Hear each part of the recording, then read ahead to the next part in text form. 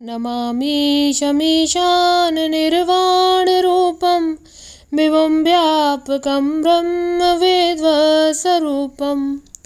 निजं निर्गुणं निर्विकल्पं निरीहं चिदाकाशमाकाशवासं भजेऽहम्। नमस्कार दोस्तों, आप सभी का स्वागत है आपके चैनल डिवाइन भक्ति में। श्रावण माह महात्म्य 13वां अध्याय दुर्गा गणपति व्रत विधान। सनत कुमार बोले, हे भगवान, किस व्रत द्वारा अतुलनीय सौभाग्य प्राप्त होता है और मनुष्य पुत्र पौत्र धन ऐश्वर्य तथा सुख प्राप्त करता है। हे महादेव, व्रतों में उत्तम उस व्रत को आप मुझे बताएं। ईश्वर बोले, हे सनत कुमार, तीनों लोकों में विख्यात दुर्गा गणपति व्रत है। सर्वप्रथम भगवती पार्वती ने श्रद्धा के साथ इस व्रत को किया था। हे मुनि सत्तम, इसी प्रकार पूर्व में सरस्वती, महेंद्र, विष्णु, कुबेर, अन्य देवता, मुनिजन, गंधर्व, किन्नर, इन सभी ने भी इस व्रत को किया था। श्रावण मास की शुक्ल पक्ष की शुद्ध व महापुण्यदायिनी चतुर्थी तिथि को इस व्रत को करना चाहिए, क्योंकि उसी दिन सभी पाप समूह का नाश हो जाएगा। चतुर्थी के दिन स्वर्ण पीठासीन स्थित एक दंत गजानन विघ्नेश की स्वर्णमयी प्रतिमा बनाकर उसके आधार पर स्वर्ण में दूर्वा को व्यवस्थित करके पश्चात विघ्नेश्वर को रक्त वस्त्र से वेष्टित ताम्रमय पात्र के ऊपर रखकर सर्वतोभद्र मंडल में रक्त पुष्पों से अपामार्ग, शमी, दूर्वा, तुलसी, बिल्वपत्र, इन 5 पत्रों से अन्य उपलब्ध सुगंधित पुष्पों से, सुगंधित द्रव्यों से, फलों से तथा मोदकों से उनकी पूजा करनी चाहिए और इसके बाद उन्हें उपहार अर्पित करना चाहिए। इस प्रकार अनेक उपचारों से भी गिरजापुत्र विघ्नेश की पूजा करनी चाहिए। इस प्रकार कहें, स्वर्ण निर्मित इस प्रतिमा में मैं विघ्नेश का आवाहन करता हूँ। कृपानिधि पधारें।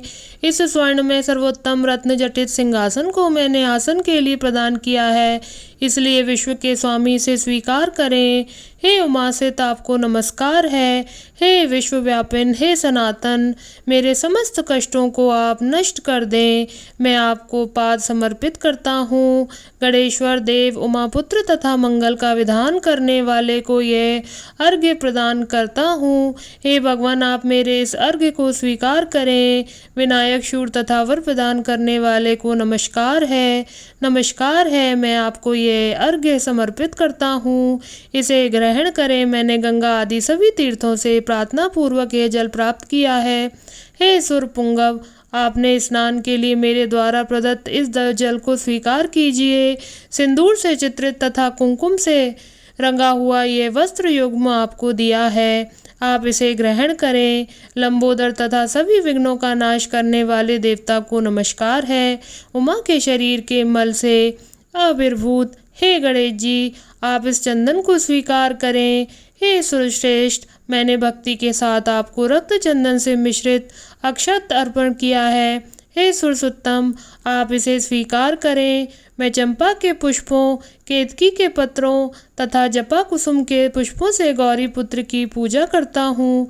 आप मेरे ऊपर प्रसन्न हो। सभी लोगों पर अनुग्रह करने तथा दानवों का वध करने के लिए स्कंद गुरु के रूप में अवतार ग्रहण करने वाले आप प्रसन्नता पूर्वक ये धूप लीजिए। परम ज्योति प्रकाशित करने वाले तथा सभी सिद्धियों को देने वाले आप महादेव पुत्र को मैं दीप अर्पण करता हूँ, आपको नमस्कार है।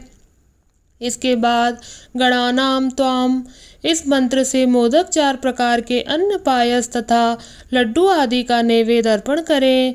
मैं आपकी मुख शुद्धि के लिए आदरपूर्वक कपूर, इलायची तथा नागवल्ली के दल से युक्त तांबूल आपको प्रदान करता हूँ। हिरण्यगर्भ के गर्भ में स्थित अग्नि के स्वर्ण बीज को मैं दक्षिणा रूप में आपको प्रदान करता हूँ, अतः आप मुझे शांति प्रदान कीजिए। हे गणेश्वर, हे गणाध्यक्ष, हे गौरी पुत्र, हे गजानन, हे वानन, आपकी कृपा से मेरा व्रत पूर्ण हो।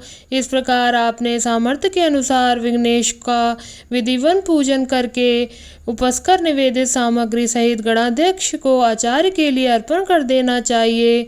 उनसे प्रार्थना करें, हे भगवान, हे ब्राह्मण, दक्षिणा सहित गणराज की मूर्ति को आप ग्रहण कीजिए।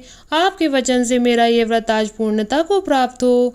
जो मनुष्य 5 वर्ष तक इस प्रकार व्रत करके उद्यापन करता है वह वांछित मनोरथों को प्राप्त करता है और देहांत के बाद शिवलोक को जाता है, अथवा 3 वर्ष तक जो इस व्रत को करता है वे सभी सिद्धियां प्राप्त करता है। जो व्यक्ति उद्यापन के बिना ही इस उत्तम व्रत को करता है, विधि के अनुसार भी उसका जो कुछ किया हुआ होता है वह सब निष्फल हो जाता है।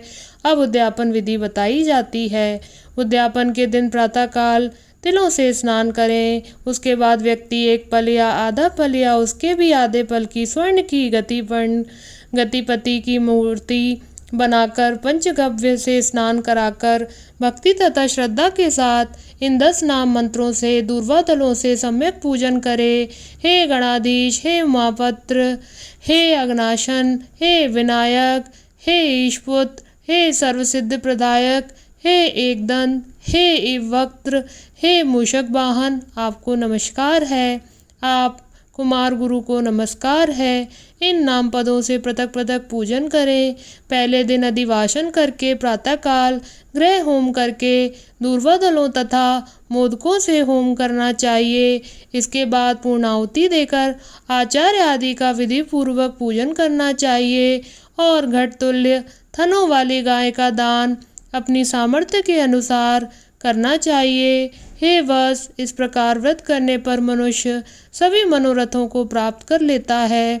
हे सनत कुमार, अपने प्रिय पुत्र गणेश के व्रत करने से संतुष्ट होकर मैं उस मनुष्य को पृथ्वी पर सभी सुख प्रदान करके अंत में उसे सद्गति देता हूँ। जैसे दूर्वा अपनी शाखा प्रशाखाओं के द्वारा वृद्धि को प्राप्त होती है, उसी प्रकार उस मनुष्य की पुत्र पौत्र आदि संतति निरंतर बढ़ती रहती है।